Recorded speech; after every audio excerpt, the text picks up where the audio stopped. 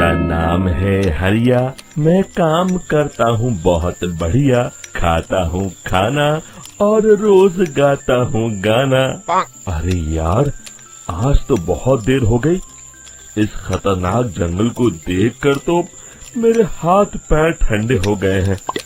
अगर मैं वक्त पर गांव नहीं पहुंचा तो मालिक बहुत नाराज हो जाएंगे।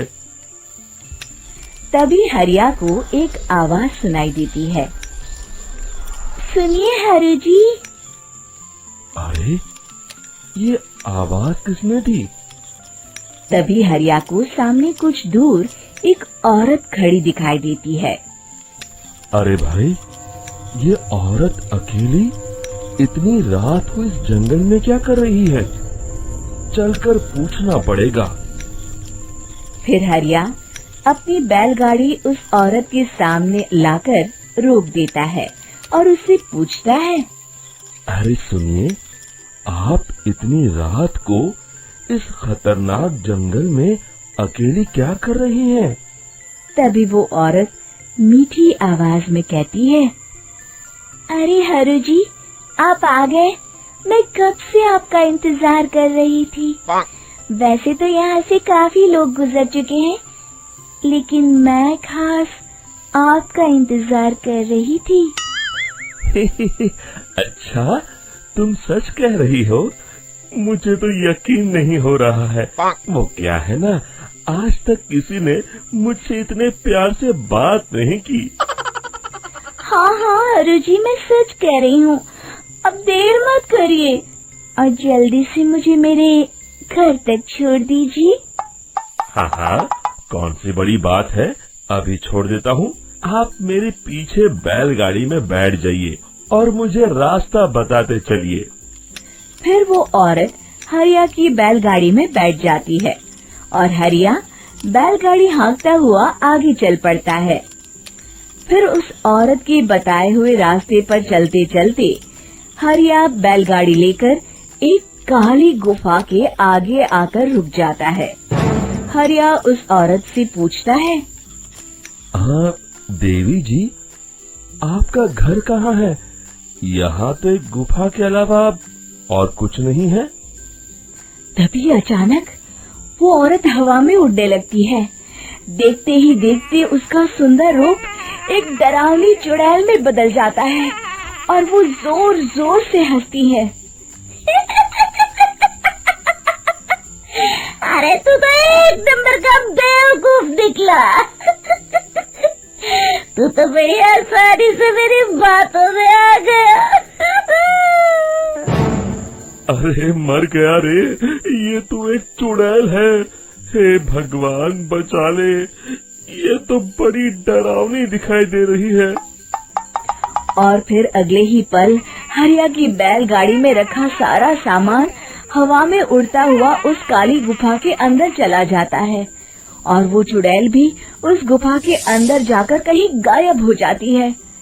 हरिया ये नजारा देख बुरी तरह घबरा और परेशान हो जाता है। अरे, ये चुड़ैल तो मेरा सारा सामान लेकर गुफा में गायब हो गई। अब क्या होगा? अगर मैं गांव खाली हाथ गया तो मालिक मेरी अच्छी खबर लेंगे। मेरी इस बात का कोई यकीन भी नहीं करेगा। फिर आखिर वही हुआ। हरिया के मालिक चंपक सेठ को हरिया की किसी भी बात पर रत्ती भर भी यकीन नहीं हुआ। चंपक सेठ को लगा हरिया झूठ बोल रहा है और उस पे ही लालच में आकर सारा सामान हड़प कर लिया है। फिर हरिया को बेईमान समझकर चंपक सेठ उसे काम से निकाल देता है। अगले दिन अपनी दुकान में परेशान बैठा चंपक सेठ गुस्से में बड़बड़ाता है। अरे, दुकान में तो सामान बिल्कुल भी नहीं है। अब मुझे ही शहर जाकर सामान लाना होगा। फिर वो अपनी बैलगाड़ी लेकर शहर चला जाता है। शहर से सामान लेकर जब चंपक सेठ वापस गांव लौट रहा होता है, तभी उसे एक आवाज सुनाई देती है। चंपक जी, ओ चंपक जी। अरे, ये तो कोई मेरा नाम लेकर मुझे पुकार रहा है। फिर उस रास्ते में वही औरत खड़ी दिखाई देती है।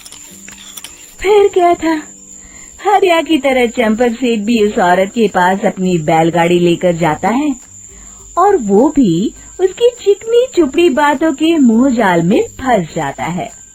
फिर चुड़ैल उसे भी अपनी गुफा तक ले जाती है और उसका सारा सामान लेकर गुफा में गायब हो जाती है। बेचारा चंपक सेठ लाचार होकर खाली हाथ गांव लौट आता है। फिर ये उस जंगल में रोज की बात हो जाती है। जो कोई भी शहर से कुछ लेकर गांव की तरफ लौटता, वो चुड़ैल उसे बेवकूफ बनाकर उसका सारा सामान लेकर गुफा में गायब हो जाती। एक दिन हरिया एक लकड़हारे को उसी जंगल की तरफ जाते हुए देखता है। फिर हरिया उसे रोकते हुए कहता है, अरे भाई, क्यों अपनी मौत को दावत दे रहे हो? मेरी बात मानो, आगे जंगल में मत जाओ, वहाँ एक बड़ी भयानक चुड़ैल रहती है।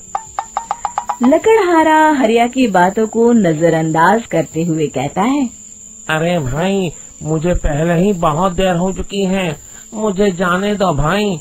शाम तक लकड़ियाँ काट कर शहर के बाजार में बेचना है। तुम अपनी ये कहानी किसी फुर्सत में बैठे इंसान को सुनाओ, मैं तो चला। इतना कहकर लकड़हारा वहाँ से आगे जंगल की तरफ चला जाता है।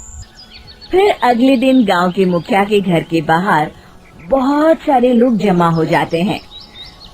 तभी हाथ में कुल्हाड़ी लिए खड़ा लकड़हारा कहता है, अरे मुखिया जी, अब आप ही हमें बचाइए उस जंगल वाली चुड़ैल से।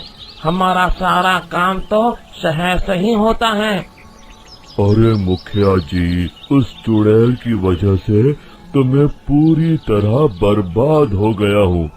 हम सबको मिलकर उस चुड़ैल का कोई इलाज करना पड़ेगा। तभी भीड़ में खड़ा वीरा कहता है, आप लोग चिंता मत करिए, कल से वो चुड़ैल किसी को नहीं लूट पाएगी। मेरे पास एक बहुत अच्छी तरकीब है।